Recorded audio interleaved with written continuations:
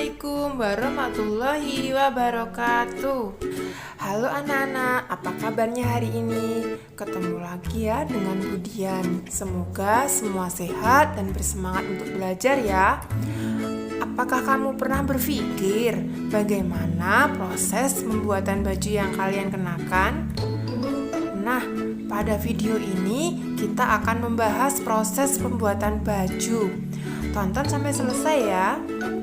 Proses pembuatan baju dimulai dari pemetikan kapas, pemintalan kapas supaya menjadi benang. Selanjutnya, penenunan benang supaya menjadi kain. Setelah menjadi kain, harus membuat pola-pola baju yang ingin dibuat.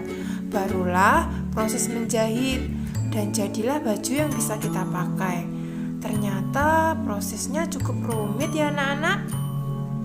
Baik, mari kita bahas lebih detail ya. Yang pertama, pemetikan kapas. Pemetikan dari pohon kapas dilakukan oleh petani. Pohon kapas merupakan tanaman yang berkayu yang memiliki batang cukup keras dan berruas-ruas. Sementara yang disebut kapas adalah serat halus yang menyelubungi biji. Serat kapas menjadi bahan penting bagi pembuatan pakaian. Untuk menjadi pakaian, kapas yang sudah dipetik dijemur terlebih dahulu. Kedua, memintal kapas. Nah, kapas yang telah dijemur kemudian melalui proses pemintalan. Proses ini dilakukan untuk mengolah kapas menjadi benang ya. Nah, proses pemintalan kapas dapat melalui cara modern seperti di pabrik-pabrik dan secara tradisional dengan alat yang masih sederhana. Cara memintal kapas yaitu dengan cara memutar alat pintal sehingga serat terpelintir menjadi benang. Proses pemintalan ini disebut juga proses spinning. Yang ketiga yaitu benang. Kapas yang telah melalui proses pemintalan maka akan menghasilkan benang. Benang-benang tersebut memiliki warna yang beraneka ragam dan disesuaikan sesuai kebutuhan dan permintaan pasar. Dari benang-benang itulah akan dihasilkan kain yang melalui proses penenunan.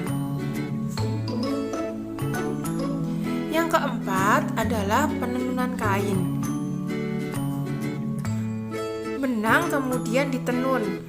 Menenun adalah proses pembuatan kain dari persilangan benang dengan cara memasukkan benang secara melintang menggunakan alat tenun.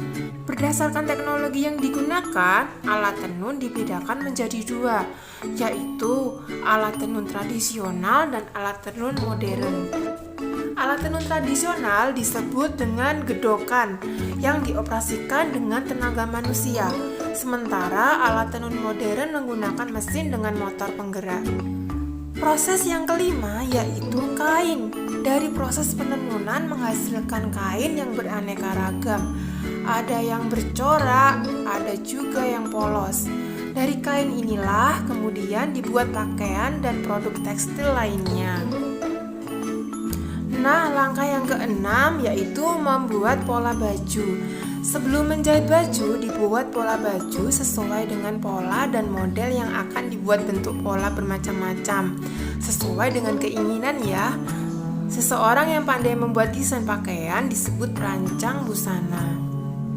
Yang ketujuh, yaitu menjahit baju. Nah, kain yang sudah digambar polanya kemudian akan dipotong mengikuti bentuk sesuai dengan pola yang akan dibuat. Kemudian kain dijahit menggunakan mesin jahit. Proses membuat pola sampai menjahit dilakukan oleh penjahit.